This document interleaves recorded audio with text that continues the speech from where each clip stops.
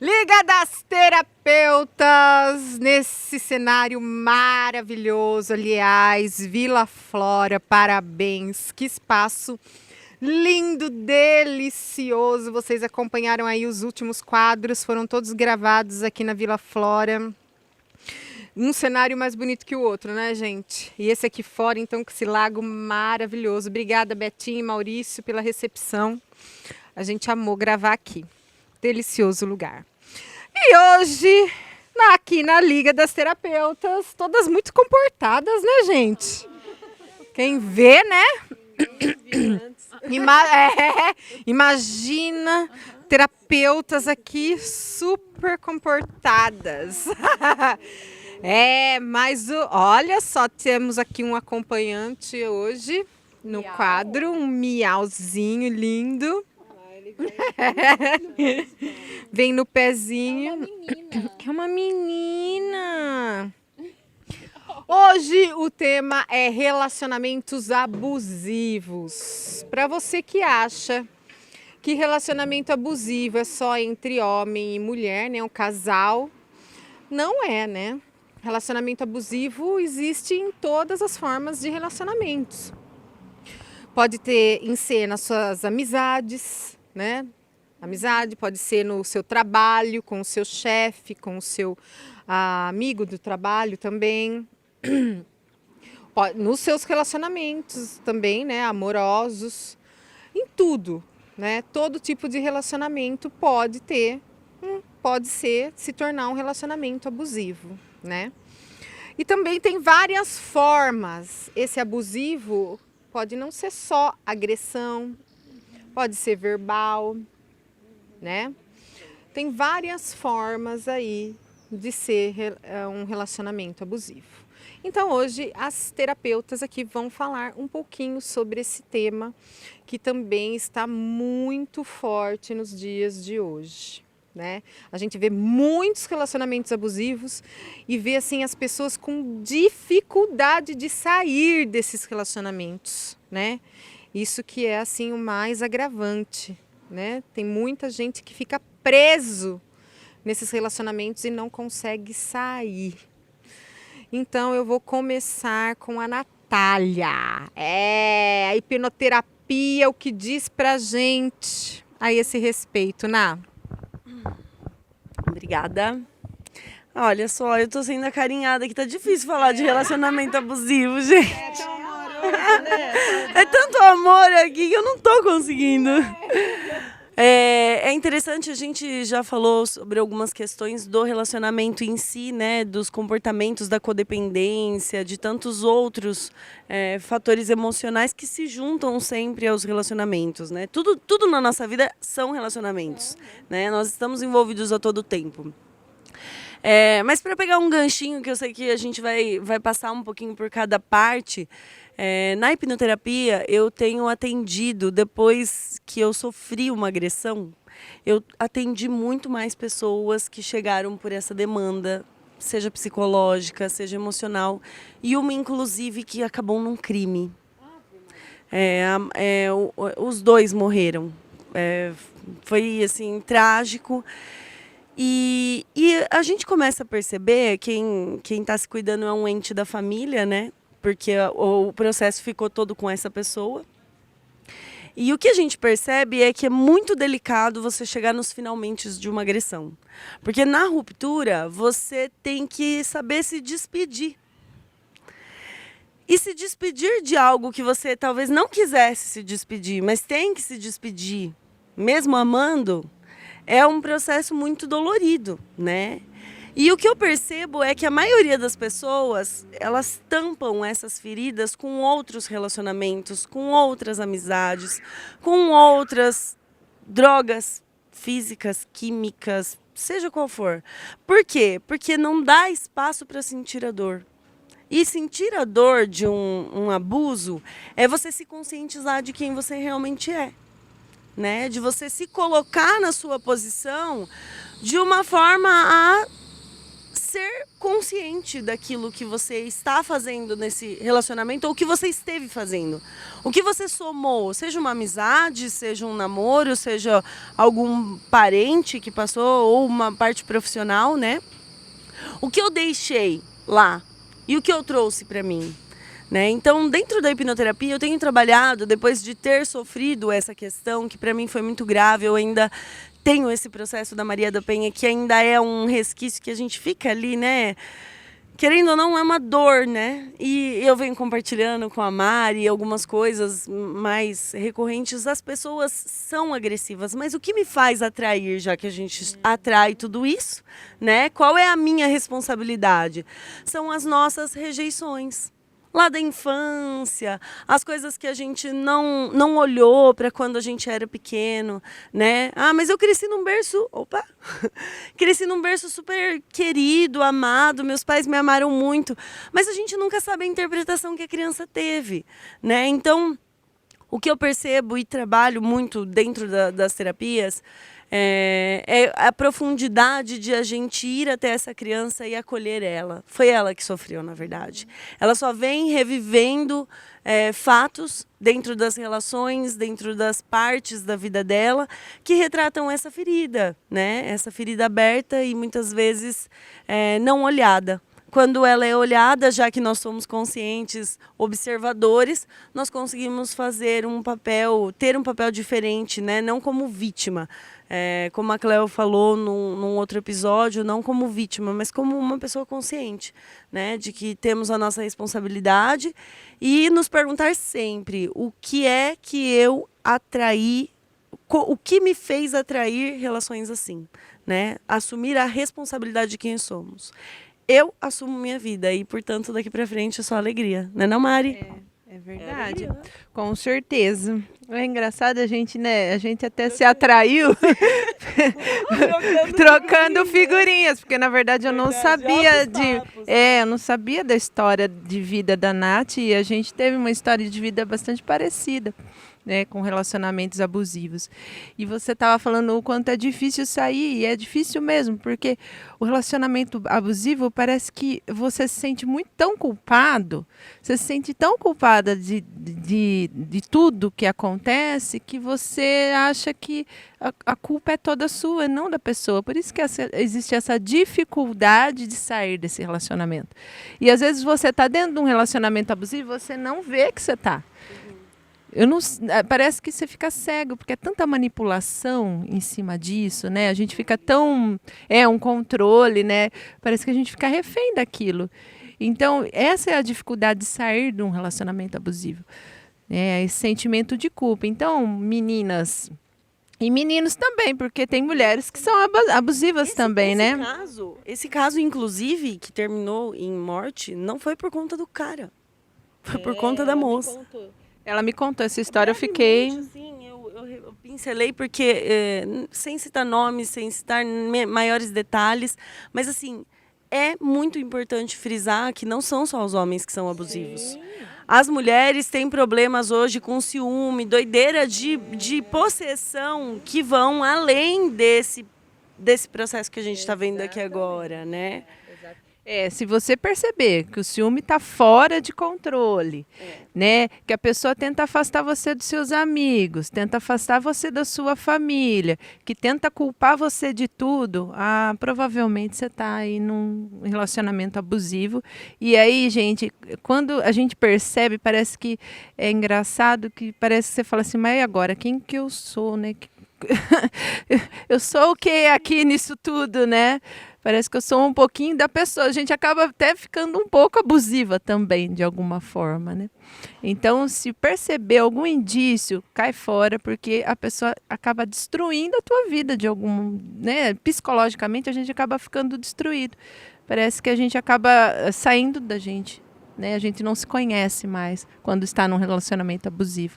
Eu sei porque eu sou a prova viva disso e...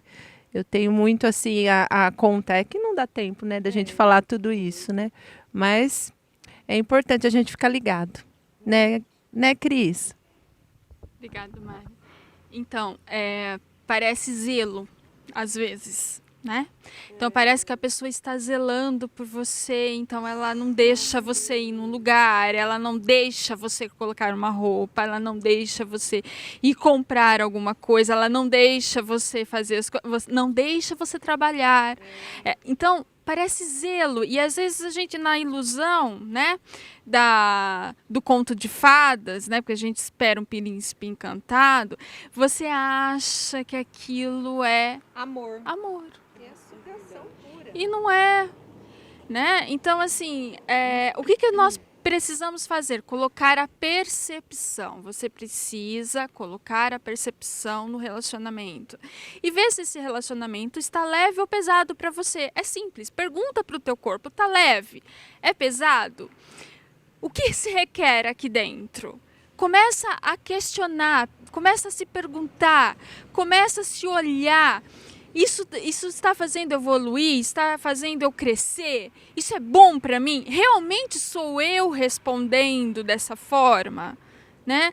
Porque isso é muito importante, a gente se autoconhecer para entender se somos nós na posição de pessoas participantes, participativas e que constroem a sua vida, ou se nós estamos deixando a nossa felicidade, a nossa vida na mão do outro.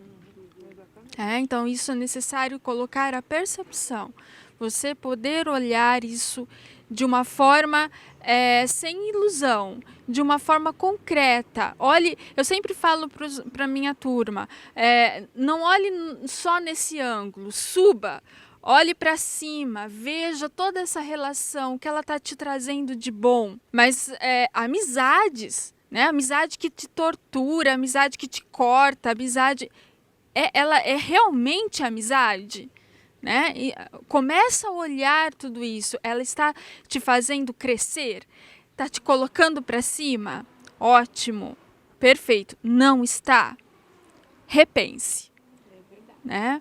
Porque a gente precisa aprender a perceber os relacionamentos todos, parentescos, né? Porque a gente às vezes se cobra muito de ter um relacionamento, porque, nossa, crenças que nos limitam. Começa a observar essas crenças. São limitantes? Coloca a sua percepção. É leve para você? Ótimo. Não é? Corte. Saiba falar não. Que o não também cresce, e cresce muito. Tanto você, quanto a pessoa que te faz isso. Exatamente, a gente vê muito em relacionamento familiar, pais, avós, né, mães que forçam o relacionamento dos filhos com algum ente da família, né? Eu lembro muito da minha mãe, tipo assim, viu, você tem que ir ver sua avó, você tem que ir ver seu avô. Poxa, caramba, eu sou criança, eles não têm que vir me ver? Por que só eu tenho que ver? Eu sempre questionei isso. Né? Porque eu sempre fui a da família. Eu falava, pô, a ovelha holística da família. Eu falava, mas poxa, tá, tudo bem. Tenho que ir. Mas e aí, né? Não vem nada. E vir aqui, né? Eles são os avós, né? Tão velhinhos, mas quem é a criança aqui da família, né? Então, eu acho que também não tem muito mais que... Né? Eu lembro dessa pressão, sabe? De ter sido muito pressionada quando criança a ir ver, né? A ter, a ter o relacionamento com os parentes. E hoje eu vejo, às vezes, com os pais separados, né? Às vezes a mãe ou o pai... você tem que ir ver seu pai, forçando. Você tem que ir ver seu pai, você tem que ver sua mãe. A gente... né, aprende aqui, né, com o tempo que a gente não tem que ir nada, né? Isso mesmo, tem que é obrigação, e obrigação é peso demais, é sobrecarga. Exatamente. Bert Hellinger, ele vai falar do amor adoecido, Então a criança dentro de nós, ela tende a se envolver, a lidar com pai e mãe de uma maneira em que ela vê o outro grande, alto, dá muito poder ao outro. O outro se torna um salvador. E nós vamos falar de amizade, equilíbrio, parcerias, equilíbrio, é meio a meio. Relacionamento de parceria amorosa, meio a meio, equilíbrio. E se nós nos pautarmos pela palavra equilíbrio, nós vamos ver que é 50% para cada um. É meio a meio. Se dentro de nós temos a nossa criança, somos adultos, mas dentro de nós há uma criança, há uma situação de infantilizada, de colocar o outro num pedestal, nós estamos prestes a entrar num relacionamento abusivo, adoecido. Então, essa métrica meio a meio, esse equilíbrio, é importantíssimo, é valioso. É meio a meio a troca. Tem uma pessoa que ela faz assim com a mão. Segura aqui, Karina. Relacionamento entre pares, homem, mulher, independente, né? Um relacionamento amoroso, enfim, ele é assim. Você dá um pouco, outro dá um pouco. Você dá um pouco, outro dá um pouco. Você dá mais um pouquinho, outro dá mais um pouquinho. Então, daí a gente consegue algo coerente, razoável, possível, leve. Né? Claro que tem altos e baixos, existem os conflitos, a vida não é um mar de rosas, nem nunca vai se tornar. Mas assim, dá para a gente se pautar, né? Tem esse razoável possível. E quando a gente coloca o outro num pedestal, olha o relacionamento abusivo. Eu venho, enquanto criança aqui dentro de mim, me colocar diante de alguém que vai ser quem? O meu tutor? Meu salvador? Ele vai comandar a minha vida? Ele vai ser o controlador? Ele que vai me dar as diretrizes? Eu vou viver refém, como a Mari falou? Escrava? Então, toda vez que eu colocar alguém acima de mim e abaixo de mim, eu estou num relacionamento abusivo. A palavra abuso é sensacional. Ab significa ir além. Do quê? Do uso. Então, quando você trabalha o lugar, você está no lugar correto, por exemplo, Josi, de mãe. Você dá o suficiente.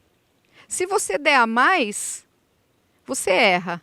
É abusivo. Seu filho vai começar a virar o quê? Um tirano que vai exigir, que vai reclamar, reivindicar muito mais do que o suficiente. E aí, de repente, ele se torna o seu pai, sua mãe, e você é a criança ali dentro da casa, controlada pelos próprios filhos. Então, é um exemplo.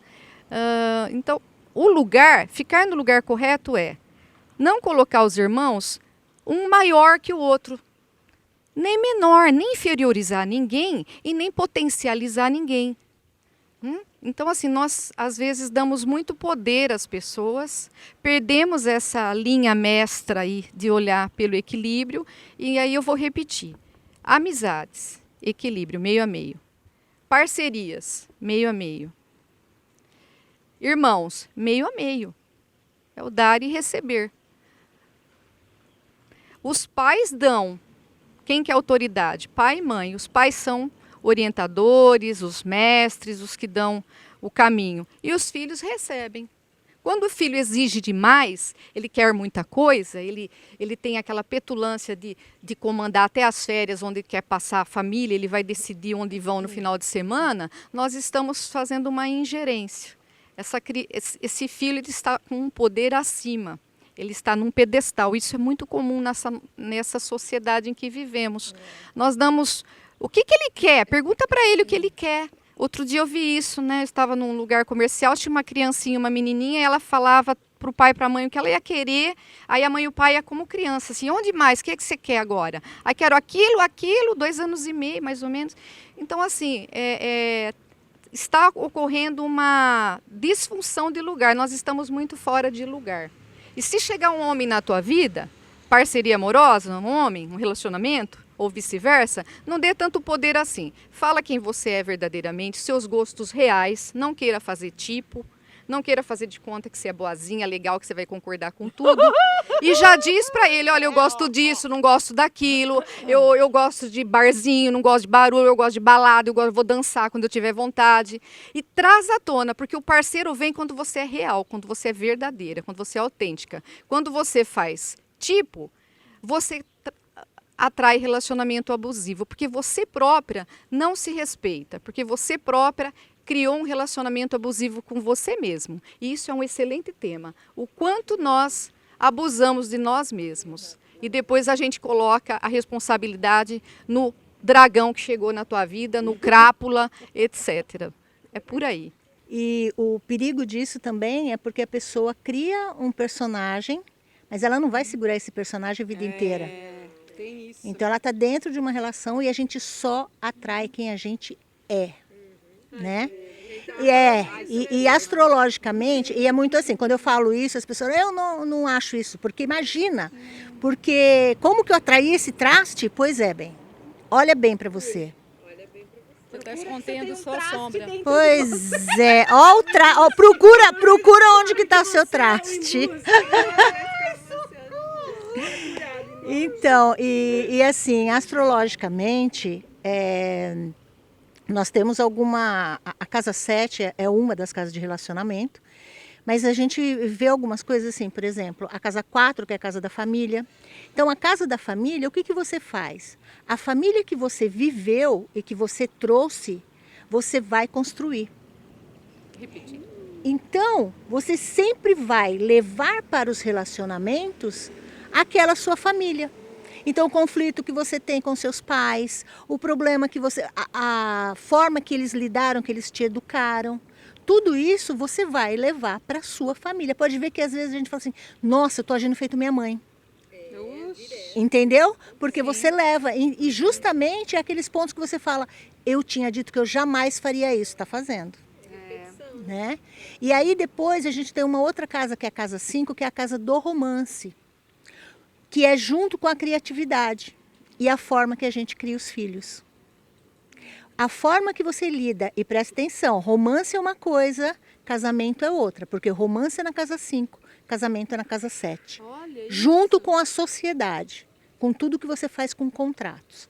Então, na casa 5, o que acontece? Se você prestar atenção, você cria os seus filhos da forma que você namorava. Alegre, de boa, ou não, às vezes você é crítica na relação e tal, mas você trata da mesma forma que você tratou o seu romance, quando você tinha só aquela coisa de conhecer, né, e tal, de você estar ali envolvida. Quando você se casa, você usa a sua 7ª casa, que é a casa dos contratos, de tudo que você faz assinado, que é a mesma forma que você lida na sua sociedade. Quando você tem um relacionamento abusivo no casamento, você tem um relacionamento complicado na sua sociedade ou você tem problemas com seus contratos. E aí, seguindo, você tem a 11ª casa, que é a casa dos amigos. Então, você percebe que são áreas diferentes, são distintas. Mas vamos arrumar essas E aí, exatamente, com as casas tudo bagunçadas. E aí o que acontece? O que eu vejo muito? Hoje em dia é muito fácil você usar uma roupa de marca. Você vai lá e parcela no cartão, né? Você ir numa academia, tudo isso é muito fácil. Mas você cuidar do seu emocional, não. Não, nossa, é a coisa mais difícil. Então o que todo mundo faz? Coloca embaixo do tapete. Aí, qual tipo de relacionamento que você vai ter? Qualquer um, o que aparecer. Não está cuidado, né? Exatamente. Por quê? Porque você não se aprofunda, né? É difícil você se aprofundar. Se aprofundar, olhar o emocional. Você não quer, você quer que ele quer facinho, raso, rapidinho. Tá certo? Então, astrologicamente é assim. Legal. Porque acaba também ficando mais difícil até de se relacionar. Não é? Porque a gente percebe quando, mesmo agora, né? Eu estou buscando aí, né, o autoconhecimento, buscando aí, né, vendo com as terapias e tudo mais. Você acaba ficando meio esquisita, né? Perante os outros. Você começa a ter consciência. É. A gente conversa lá no instituto, que a gente fala muito. A gente fala muito no instituto, é que assim, a gente chega e fala, gente, como é gostoso a gente poder conversar com quem fala a nossa língua.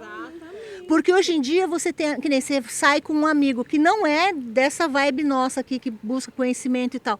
Você não tem conversa, você não tem assunto. Não dá para ficar muito tempo. E aí você começa a ficar naquela situação, você fala assim, gente, ou eu tô chata ou a pessoa tá chata, porque não é. Sim, sim. Então lá é muito engraçado, que é o que eu estava contando para vocês. Tudo nosso vira terapia. Então a gente está almoçando, de repente começam a fazer terapia no outro. Combina um churrasco. Não, combina um churrasco, combina um churrasco, vira uma terapia. Eu falo assim, gente, a gente precisa dar um refresco, pelo amor de Deus.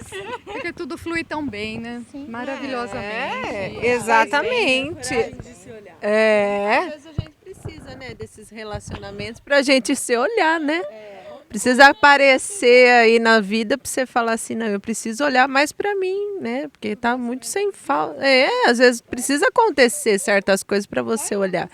Vai, vamos, com Eu certeza. cancelei, hein? Cancela! Cancela! Né? Pelo amor de Deus, cancela. Se encaixou, tá num relacionamento abusivo, busca ajuda. Aqui nós temos ajudas excelentes para você. E a Liga das Terapeutas ativa!